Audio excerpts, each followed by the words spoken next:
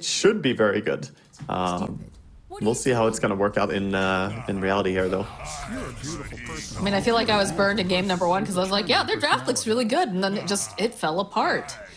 So we will have to see. Already, you can see Chris putting out a little bit of that damage. They're chasing after Monster, dropping that blood right. Not gonna be able to quite over here. Oh, just on Smoker, but this is looking like Red Monster's just dead.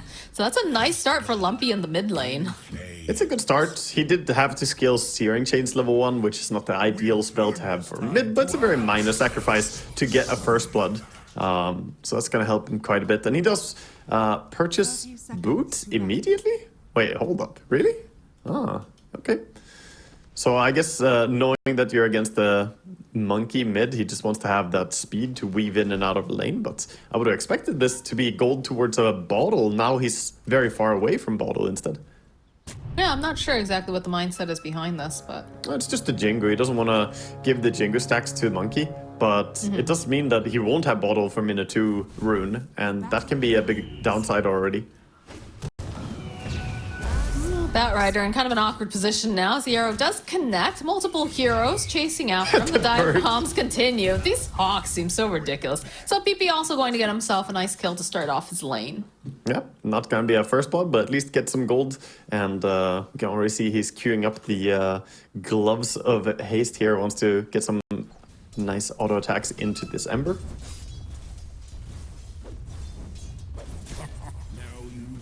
So what are you thinking? You're thinking that PP's going to have the advantage here in this mid lane? Oh yeah, he should.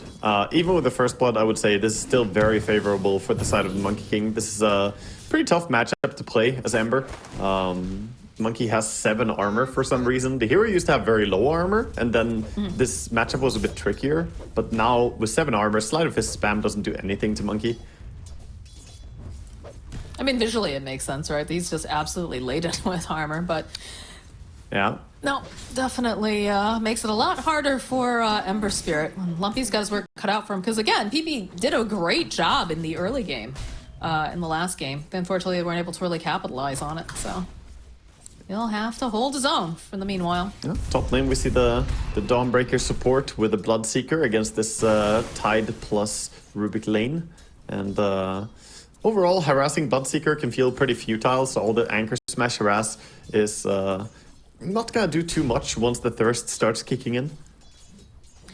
This feels a little like the plan that they had in game number 1 for Lava, right? Because that they had heroes that were able to rotate fairly early and just leave someone in the lane.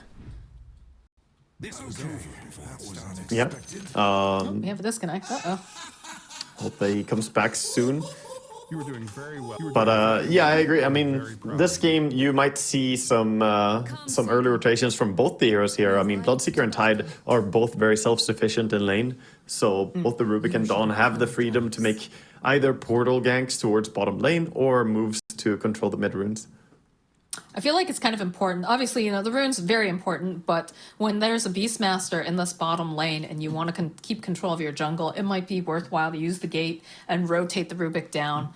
Just because, you know, you do have this Batrider who's going to be able to help really, you know, dish out some of this damage. Plus, you know, add in the Rubik with that lift and Fade Bolt just to keep Oscar off your tower.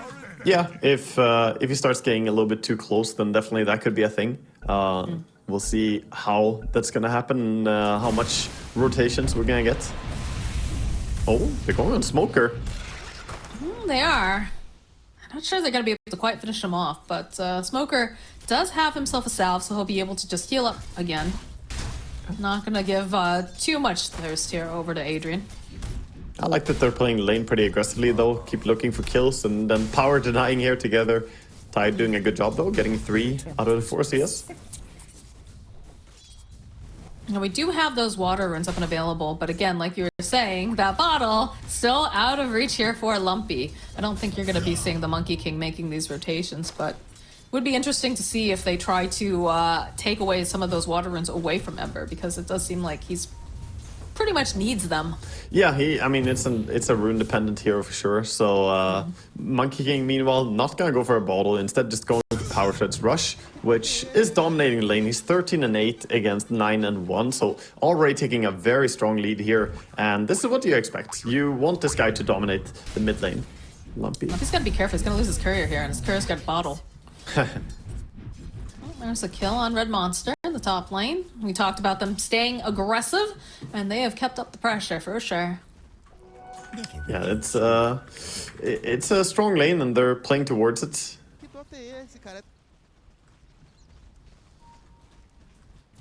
And the Ember doing a full shenanigan dance here, coming back towards the mid lane with a lot of creeps now. But there's already a double creep wave and now a triple creep wave on mid. What is this mid lane? What?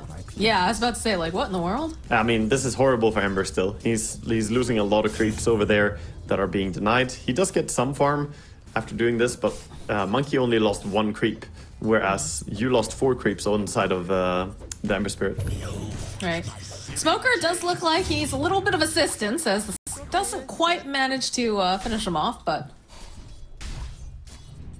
not a lot of mana left over here on the Bloodseeker. Does have a wand with 16 charges, so if needed, can opt to get aggressive again.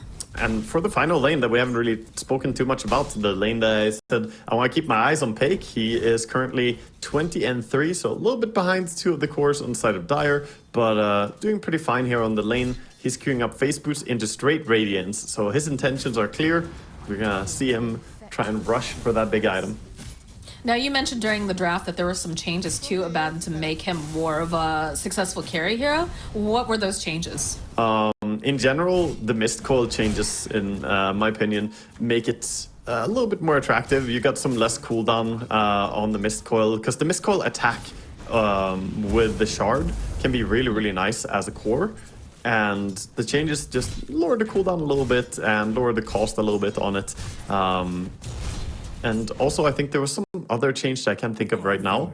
That also Self-damage was decreased a little bit. Yeah, Kinda nice. Yeah, there was something else about not even the Mist Coil change. There was something else that made me feel. Oh yeah, because of the illusion changes. Because the illusion heroes in general, you counter them by going Radiance or going for Mjolnir or something like that. And now Radiance is stronger against illusions. So in general, I just felt like okay, Abaddon might be a little bit more reliable than before.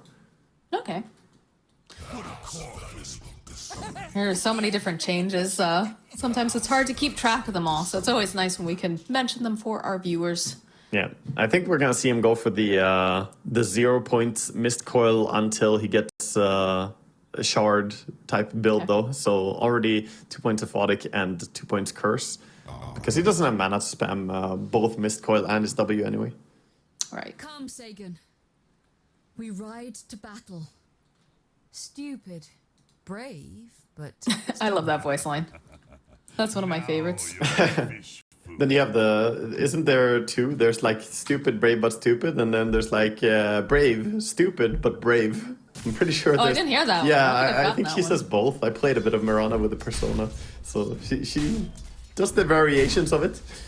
Nice.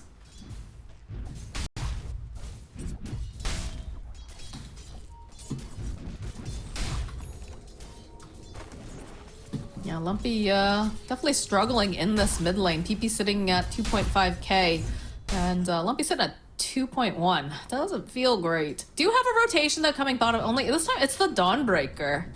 So Red Monster looking to see if he can put some pressure down on either one of these. Go for the arrow, but not going to be able to land over onto the bat. Even if they have that little bit of slow.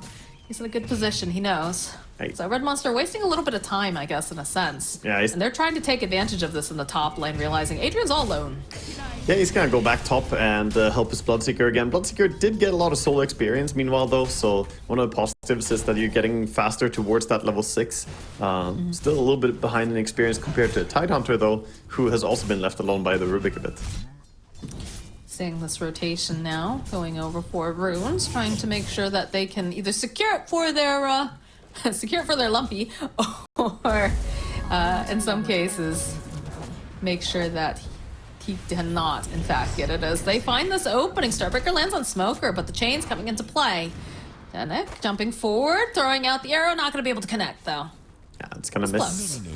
But the Jingu Monkey King here is gonna heal up a little bit as he auto attacks into the creeps. Got 3 points in that Jingu as well. Huh. This is interesting. Arcana went for the Meteor Hammer as his first item.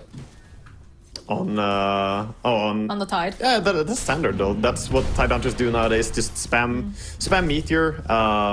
It's really the only way the Tide Hunter works in the current patch, I think, is that you rush for this item and then just siege down the tower. Because what he lacks otherwise is tower damage. And a lot of offlaners, if you think about Lycan, Beastmaster, etc., they bring tower damage innately. Since Tide doesn't have that, he basically emulates it by buying this item.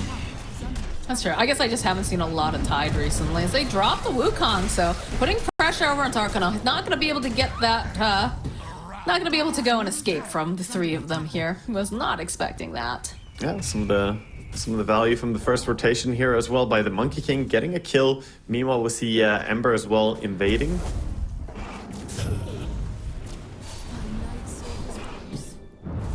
Oh no, he's stuck.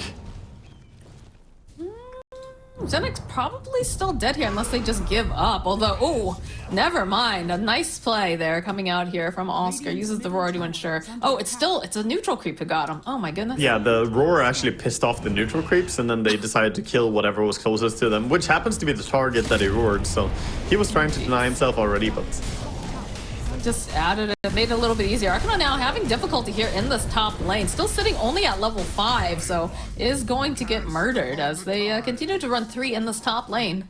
this is looking so much better already than last game, because now we actually see early on rotations here, and as expected, the team that is abbreviated MK are relying on Monkey King here to bring them into the game.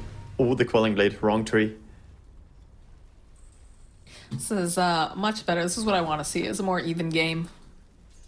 Yeah, and Arcano definitely getting shut down a bit here on this Tide Hunter. He was the top farming core, but those 2 deaths already costing him a lot. Trying to see, what do we have now? Right now, it looks like all the big ultimates, either they just don't have them just yet. So we don't have the Lasso, we don't have the Ravage on Arcana. I feel like that's really important. He does just pick it up. Well, he's holding on to the point, but he can opt to pick it up once he finishes these Ancients, which I think will be pretty important here. As Pig is just trying to 1v1 against Red Monster, but it's not really a fair fight because the rest of the team is standing nearby. This is pretty sad for Pake, though. Getting pushed out of the lane is not what you want to have happen this early on. Lumpy coming in to try and fix this. Would like to see maybe the Tide Hunter make a rotation, perhaps, to defend the tower. Yeah. Like you said, it feels awful to like lose control this early. Yeah, you want your Abaddon to keep farming in the lane, basically. I'm not even sure that he has to run away this early. Maybe just keep the Tide Hunter ready to TP in and farm the lane with Batrider, or with Abaddon. Because now Batrider is just dead. Yep. Even using the roar for him too. Yeah, like if that was Abaddon that they're chasing, then his ulti can keep him alive. You TP in, Tide Hunter can use Ravage, but Tide is actually super low HP. Oh, 3 disconnects. I'm also getting lagged. 5 disconnects. Personally. Oh, no. So I don't know what's going on, if it's a Dota related thing or... Oh no. But like, I was getting a lot of lag at that last. We're losing more players. Well, we do have a Monkey King in the game, but he doesn't have the... He hasn't used the ulti doesn't have it start to drop. Yeah, no Aghanims and no ulti yet, so surprised we're already getting issues here, but hopefully... why are we going the wrong direction here, Moxie? I'm losing players by the minute here. No! Well, hopefully it fixes itself, right? We got our first reconnect. I don't know if it's the server or... Because are we on Argentina? What are we on? I think we are on, yeah, because I have a 195 ping. I'm over in Europe, so obviously gonna be on quite high ping. I don't know if it's Peru or Argentina or which one. Yeah. I'm sure. Yeah, I don't really see queue into the SA servers, so I can't identify. It's not US East, at least, I can tell you that much. No reason to play on US East between the South American qualifiers here, even though they have a lot of experience playing on the US East servers, be it for scrims or pubs. I'm excited for, I think some of the Brazilians are already playing over in Europe, right? Because of the new line that they laid. It's like fiber optic really? cable or something. I think so. I think a couple people have. I think Bowie has. Okay, nice. But that's a big like advantage for some of the Brazilian players if they can get scrims in like Western Europe. Oof. Yeah, I wonder what the ping would be for them on Europe West. I get 100 ping over on the US East, and it's so funny because I have people in the US tell me that they have higher ping to US East server and they're in US East. I'm like, well, like that's part of it. Well, you're in a great area, right? You're in Sweden, like Sweden, Stockholm. Like you have really good internet. Depending on where you are in the United States, like our. well, I'm not Stockholm. I'm literally in a farm town. Oh, right. I'm in the middle of nowhere. I still feel like Sweden has better internet, though. we do. Compared to the farmlands of the United States, where our infrastructure has not been updated in gosh knows how long. Yeah. It's been pretty rough. Like a couple of years ago, one of my apartments had like terrible internet, and there was no other options. I'm lucky now that I had another internet provider show up in this area that I'm living now, and now I have fiber. But it was bad. Like I could barely stream at one point. And there was no other way around it. There were no other competitors that I could choose from. Yeah, no, that was my issue as well. I lived in the US for a while, right? And the last words that you said there, no other competitor to choose from. The US likes to, don't want to get too political here, but basically there's very seldom options in some areas because they divide and conquer a bit, which isn't good for consumers. No, not really great, but not my problem anymore. Hopefully everything's going to be fine, though. So we have all the players back in the lobby. They're just saying they're having some Discord issues. So as soon as the voice comms are clear here for the teams, we'll probably get this game started again. Who ended up pausing? That was Lava? Let me see. All the disconnects and reconnects are covering it for me. I know. I'm guessing it's probably Lava because they're saying, like, wait. Yeah. Well, we're resuming now and going at least.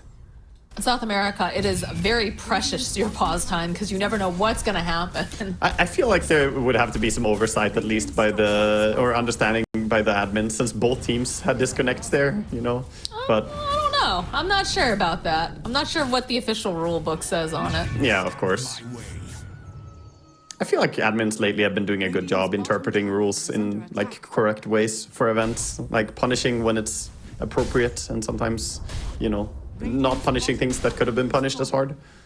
I mean, it's a slippery slope, right? Because you don't, obviously case-by-case basis is important, but at the same time, you can't afford exceptions for some things versus others. Yeah. I don't know.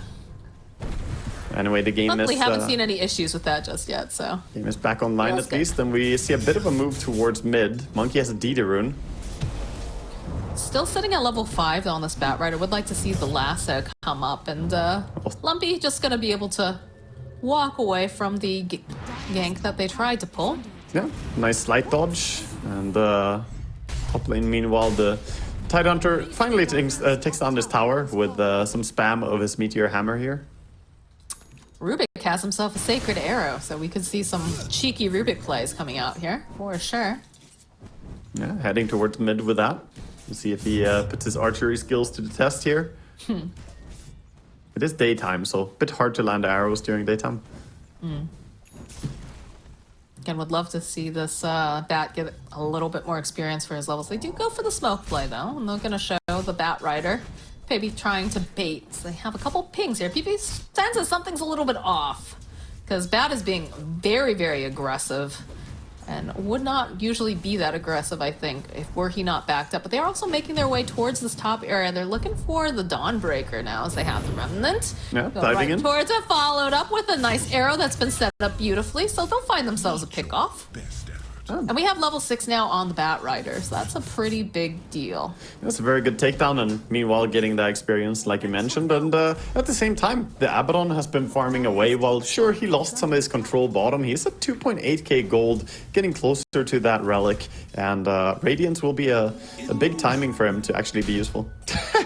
Watching the Monkey King take Illusion Rune as a range creep looks so funny. He just walks up, takes the illusion, and suddenly there are 2 Monkey Kings there. You could argue that the Illusion Rune is the truest of runes. Yeah. Alright, well, there's some attention being placed towards this mid tower since they've taken the top. They've got Ravage online for Tidehunter. And they feel like they're pretty strong right now on the side of Lava. They also have the Moonlight Shadow. They've got the Solar Guardian. So they've got some ways to They're trying to go for that monkey too, it looks like. Well, they tried to go on the Ember. They tried to set up. Monkey jumped on a tree and set up with a boundless strike stun, but it's only 1.3 second stun duration, so the arrow was slightly too late, and Monkey wasted Wukong's. So now with that, Lava are making a move towards mid, trying to play when the cooldown is up. They're all smoked up too, so they don't have the information that the rest of the team is, you know, backing up Lumpy. Seems like they can't decide exactly where they want to go. This mid tower definitely feels like it's the place to be. Yeah, they want to crack that. It's the normal transition for Tidehunter with Meteor Hammer. You take your offlane tower and then immediately you go towards this. Smoker needs to place down one of these sentries though. They should be aware that there's gonna be a Moonlight Shot. Oh, right on Monkey's butt. Yeah, random arrow connects, but they're not gonna dive in for that. Don't really have enough tools to bring him down. So just sitting back, farming up a little bit here.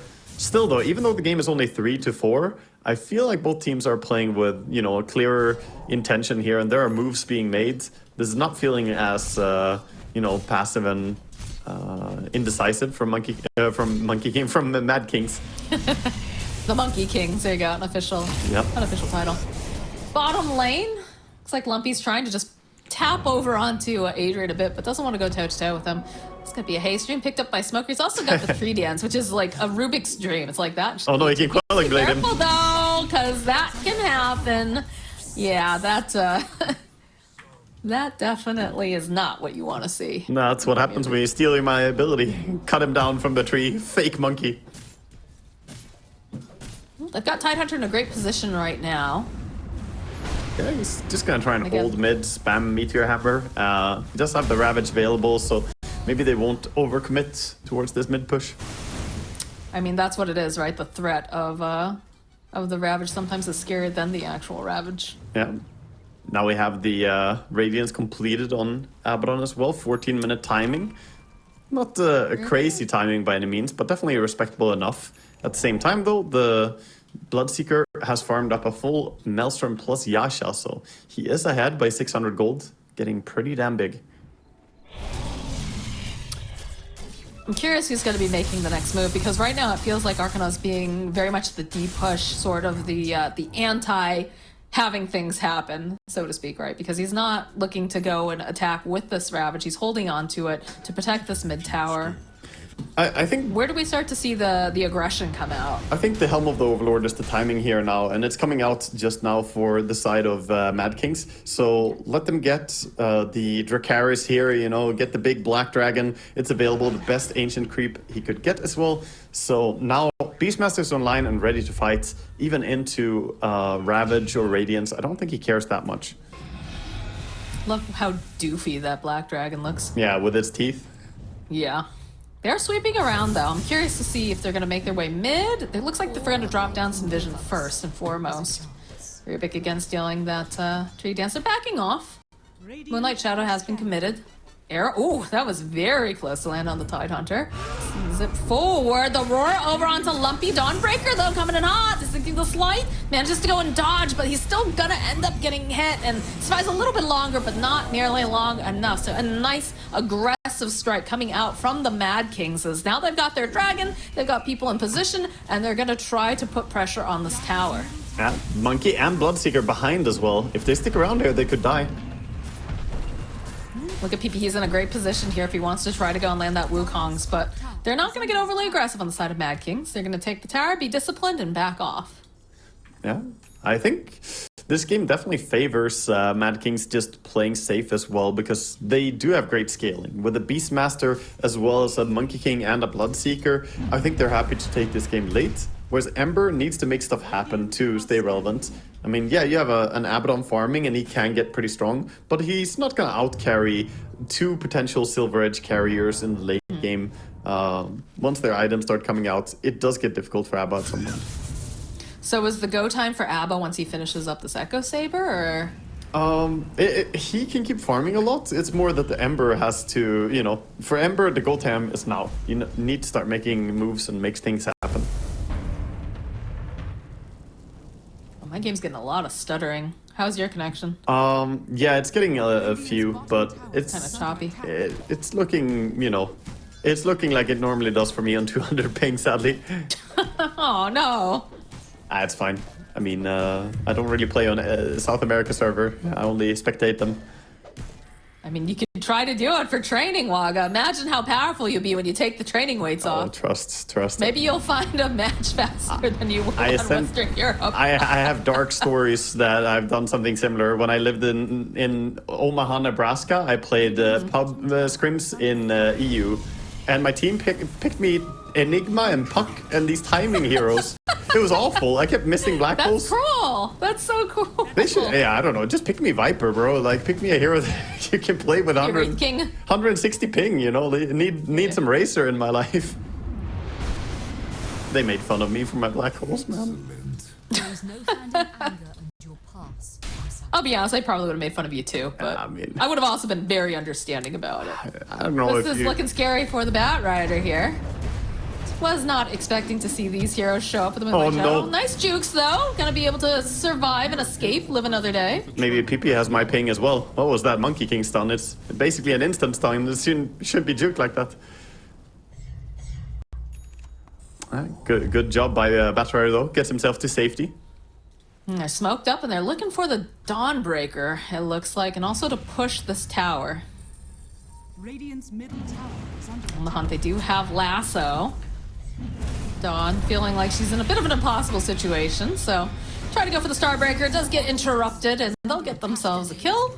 They're gonna teleport down bottom now. Mass TP. They don't like that they're hitting it. They've got themselves the Ravage if they want to try to use it. They see Oscar here. Good dive bomb over onto this Tide Hunter. Lumpy joining back in, then the Blur again. The Roar over onto the Bat Rider. Need a little bit more damage. There it is. Can they finish off Oscar? Yes, they can. But Arkno taking a lot of damage. They get the lasso off over onto Adrian. And he's just trying to man-fight his way through, but he cannot do it. As now Lumpy finding yet another opening, going over to PP. They'll end up dying from the arrow. As now they use that meme hammer to try to finish off PP, and they will be successful.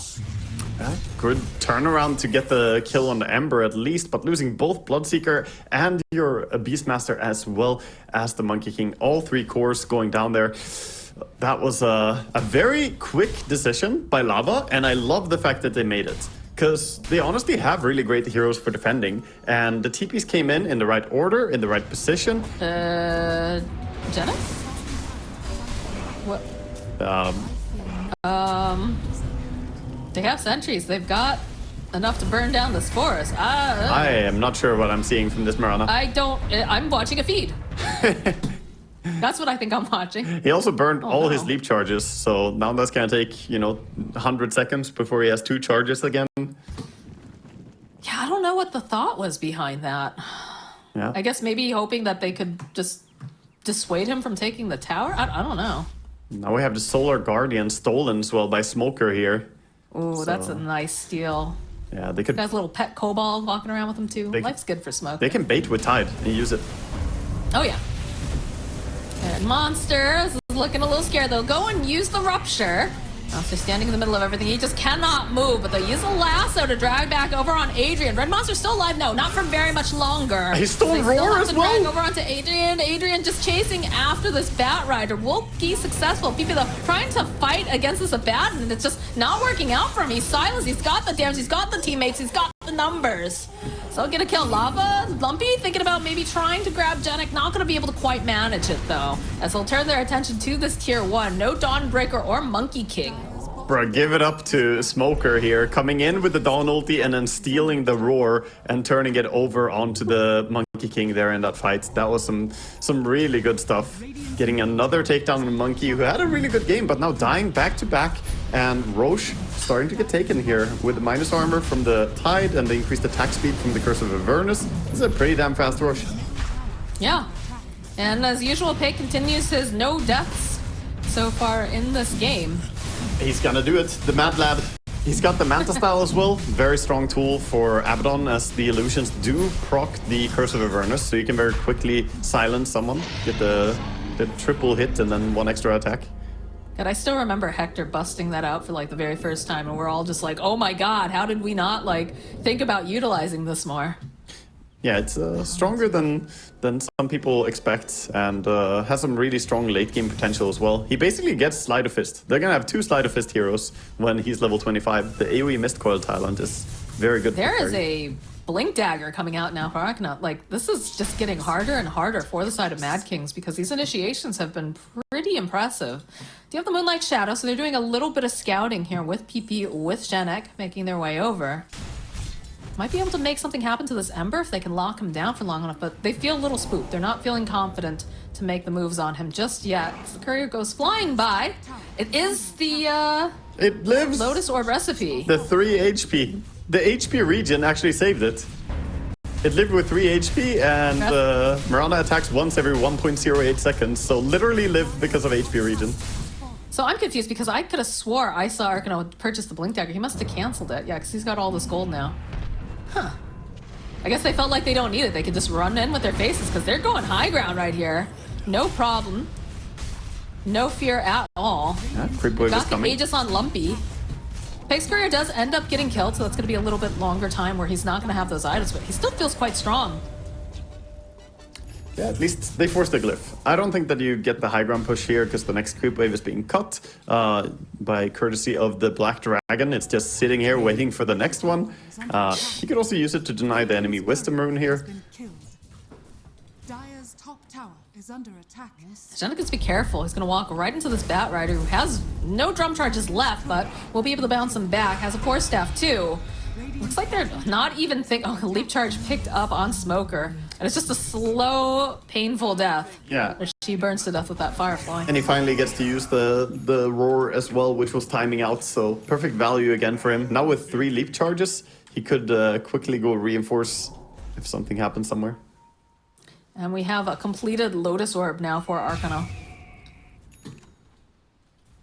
Yeah, Lotus Orb gonna be quite useful in this game as well, possibly blocking Ruptures and Beastmaster ultis. Shard is gonna go to Janek. Okay, it's Oh boy. not the best shard in the game, I would say. I mean, it's been buffed a few times. It's not. It's a little better. It used to be absolute It garbage. used to be complete garbage. I still miss the crit leap, dude. Like, just give back the crit leap. This feels awful. I guess it Can't go backwards in time, Waga. I guess it has leap does not break Moonlight Shadow as well. I didn't even know that was a part of it now. I feel like they just keep putting stuff on it. Like, please, it's good. That might need to just have a full rework at some point.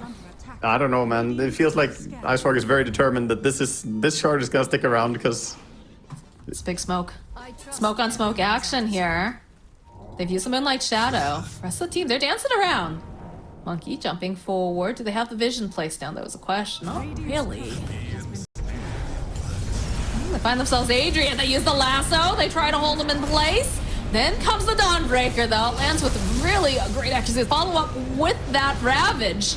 But they have the BKBs online, which is going to make it so it's a lot more difficult for them to lock them down. Monkey dancing around on the trees. Another arrow casually tossed out. They're on the hunt. They have vision over here on the side. Oscar looks like he's going to make it out. Just a casual dive bomb over onto Pake. Monkey King, he's still alive. He used the Wukongs in that fight there, but... a lot of resources used, but ultimately they only got 1 kill over on the Batrider, who immediately bought back. And now behind... oh, no. Monkey. Oh, Monkey versus Rubik versus everyone else who's still in the area. Oh, PP, what you doing, man? What you doing? The high fives Sticky come out. napalm, the kiting. Everybody just high-fiving around him. Oh, dear. I like how he starts spamming high five himself. He's like, yeah, come high five me. It's like, I want to be a part of this. I like the camaraderie. Tower is under attack. Yes. That feels really sad for him, though, dying there. I understand he wanted to cut the creep wave because he knew what was coming, right? This push, he wanted to delay and stop it, but now he's just dead as well as this tower. And with 30 seconds to go, they're cracking high ground here. Radiant's top tower is under attack. Got the Harpoon on Pake now. Again, like you said, you've got Oh that my Lotus. god, There's the a tower is blink. dead fast. Oh, yeah. Now, Lava, they have the advantage and they're taking it. Arrow's gonna land over on Arcana. It does not have that Ravage up just yet. Still does have the Lotus Orb if needed. Holding on to a couple Swan Charges and the Lotuses, but they're gonna be able to walk away. They've done the damage that they were looking for. They got a tower. Yeah, double slide away. I mean, they're so patient about this as well. I really appreciate that from Lava right now. They are not looking like a team that's stressing like, oh, we're so close. We're, you know, about to get one step closer to qualifying for TI. Now they're really methodical about this. And, oh, mid, we might see a fight here. They see him, but can they get him is the question. Yeah, Abaddon is not the target. Bat Rider possibly. Yeah, look at that. Everything gets used on poor Chris. Bonus kill. Ooh, okay, and Smoker. Well, That's battery out That's for great. 65 seconds, so pretty long time for them to try and get some tower damage back here. Maybe equalize a little bit.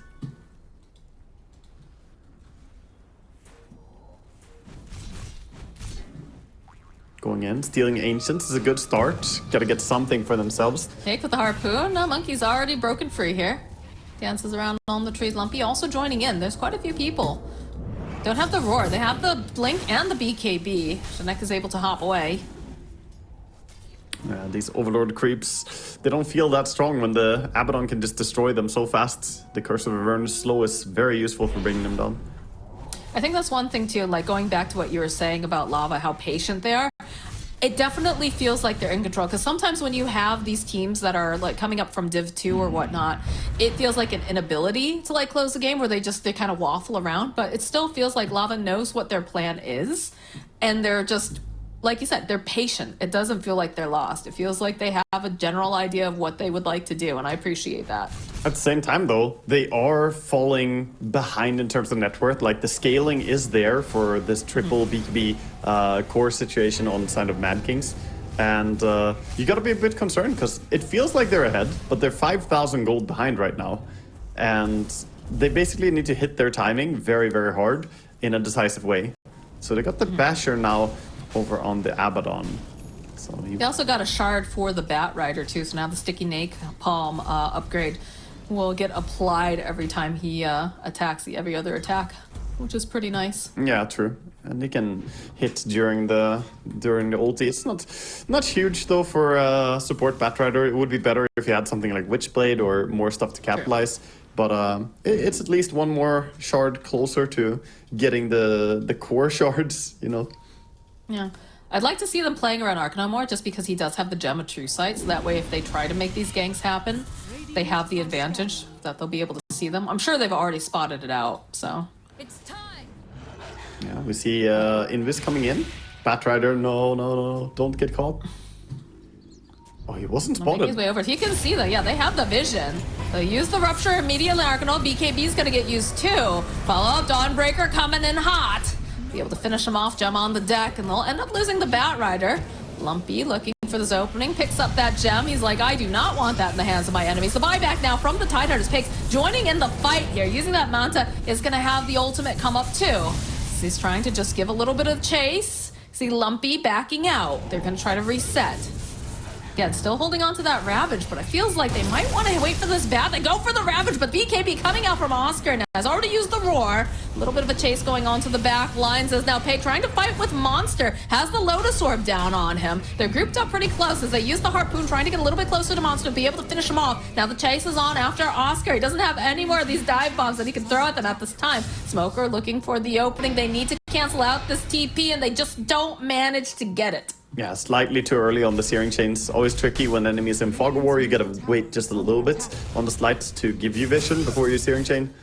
So Lumpy messed up a little bit there, but it was still nice turnaround for them. They did have to expend the buyback over on the side of Tidehunter though, but it gives them a chance to go towards Roche. Smoker like, please guys, come over here. I cannot do this by myself. Yeah, finally Abaddon shows up. And with Gush, again, pretty fast Roche here. No way to contest it for Mad Kings as they're pushed all the way back. Basher is now picked up for Adrian though. He's coming out on the courier, so that's going to give them another advantage, a little bit more control. Yeah, he needs more stuff. Once they get Basher on him and the Nullifier over on the side of Monkey King, I think that's the big timing, because then Aphotic Shield won't work. You completely remove that, and he can also use it on Flame Guard to remove that. So quite a value item here, as well as, you know, good against Rubik with his Force Staff and his Ghost Scepter. And the Force Staff on Batrider. Really, really a big power spike for PP. So what's the play here, though, for Lava? Because now they have themselves a fresh Aegis. They've got cheese. Interesting that Mad Kings is opting to smoke into them with this Aegis. Like you said, it is a power spike, but I feel like it doesn't feel like the greatest smoke right now. Yeah, if they connect into the Aegis Abaddon here, it could be terrible. So let's see if he can tank it, but if they do get around like this over on Ember, it could be huge. Yeah, Lumpy. They've got the vision. Slides around here. The arrow doesn't quite manage to connect. Nice boundless though onto the back lines. Followed up with the Monkey King ulti. Alkino just they explode Smoker, and Arcana chases on after this Batrider. He's got nullification on him as they're just chasing after him. He's trying to juke, but not going to be able to run away from this Mirana. I feel like Abaddon was the one playing scared and trying to hide there. I mean, they managed to wrap around nicely. He was pushing out mid, and then they go into the jungle. But Abaddon needs to act as the shield for his team when he has both his ulti and the Aegis as well. Right. If they go on him, they win the fight. But when his team gets caught like that, then it's all compromised. I mean, is it the pressure of just not wanting to die? He heard me. Must be. That's going to be the mid tower getting taken down.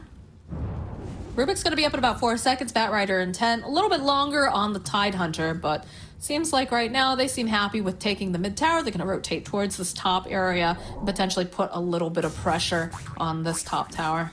Yeah, Mad Kings are doing a good job solidifying their advantage a little bit here. 7,000 gold lead, almost 8 there, but you know, don't get too stressed out. You're still playing against Aegis and Cheese. Meanwhile, on the side of Lava, though, they look like they want to smoke up.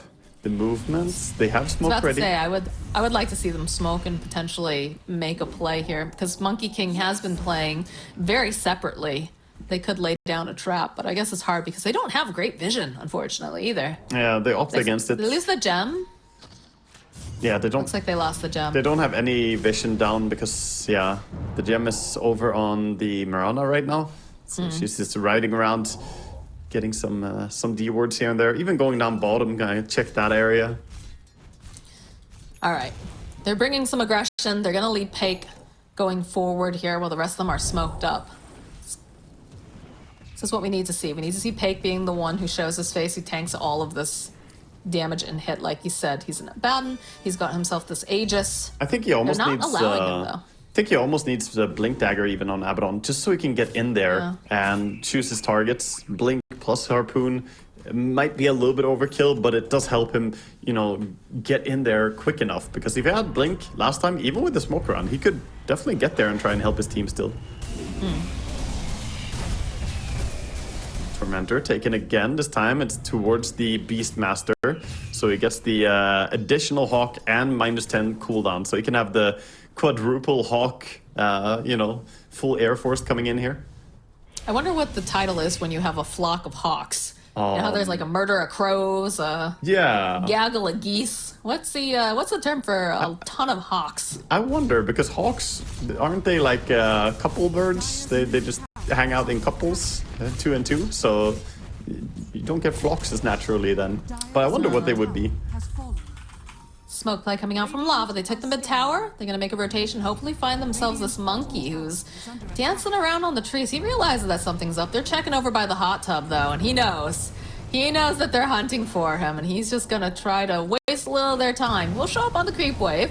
Oh, he That could jumps be into very them. expensive for him, though. Oh, indeed it is. Oh no. Using the lasso even to just make sure he's not going anywhere. Yeah, that was a good Force Staff even to cut the tree immediately, I think, was the first one. But Lasso, just ensure the kill, definitely worth it. And Moxie, I looked it up, and you will not believe it. Tell me. A group of hawks is a kettle, a boil, or a cast. Oh, So I like it. yeah, I don't know, a kettle of hawks? Very A interesting. boil of hawks. We making soups. Jump forward here from Adrian. He's feeling very, very strong at this moment, but they can easily turn this back around. There's gonna be the lift up, that Dawnbreaker coming in, thinking about it, holding on to it, just healing up Adrian. That's down now. Aegis has been reclaimed. Yeah. So it looks like Lava, they're gonna back off. Losing Aegis, but that frees up an inventory slot for the Abaddon, and he's thinking about getting an MKB here. I can understand why. Just, you know, getting yourself a bit more attack speed here, and also getting that true strike can be useful. Not that they have evasion yet, but against Butterfly, it would be pretty big. I guess they do have... No, they don't even have Halberd on Beast. Oh, the Moonlight Shadow, 20% evasion. True, I'm forgetting that one. Ooh, nice little arcane gem here for the Lumpy. Yeah, nice to have saved up for the next fight, as he does have Aghanims and Shards. He's very prepared to just zoom around. Oh yeah, he's a speedy boy. What do you think? Do we see them just back off and wait for the next Roche? Yeah, probably. It's gonna be calm and farming. Well, I wouldn't be surprised to see Mad Kings go for moves still. Like, they're actually 10,000 gold ahead. This is an interesting game, though, because it's 15-16 in kill score, and it feels a lot like Lava are controlling the pace of the game a lot. I wonder what the read of the players during this game is, how big the net worth difference is. I bet you that Mad Kings don't expect that they're 10k gold ahead right now. Like, you have a general feel, they probably think that they're ahead, but probably just like 2 or 3k gold. Well, I feel like that's partially because Lava has been more aggressive. And again, they had that Aegis, so they probably feel a little bit stronger. And they know that they're on a timer, right? So perhaps that's why. Oh, Monkey and Rubik can wave hello to each other over here. Always fine to see Rubik with 3 downs.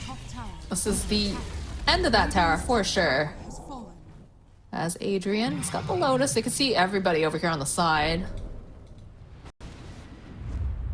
Just gotta go They in. go for the smoke. I don't think they saw that with the Fog of War, right? No, that was not a vision. So the smoke could be successful, but at the same time, Abaddon is already backing out from bottom, just sending its solutions to push, playing it safe.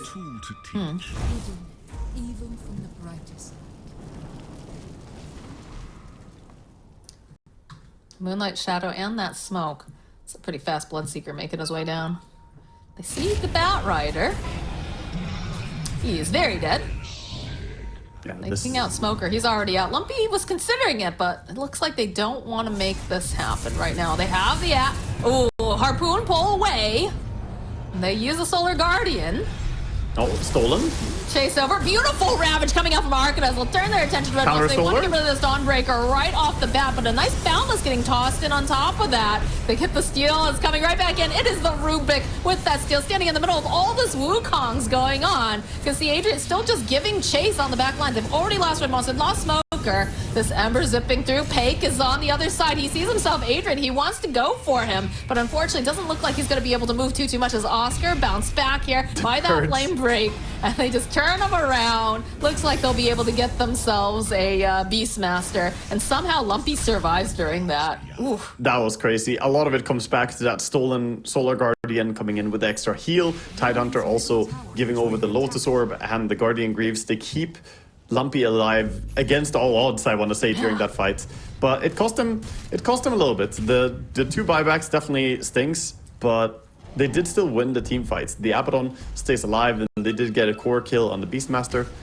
But Mad King's gonna pull away and be quite happy with the damage done to the buybacks. They're still 11k up too. Like, despite that fight, I expected to see a bit more of a shift, but Yeah, buybacks are very costly. Yeah. So any gold that they got really kind of lost it there. definitely worthwhile to have Smoker on this this Rubik here. I can't tell you how many times it feels like he's turned around fights because of stolen ults. Yeah, it's crazy. He keeps getting him. Oh no! Oh dear! Oh, Monkey King, you are very dead.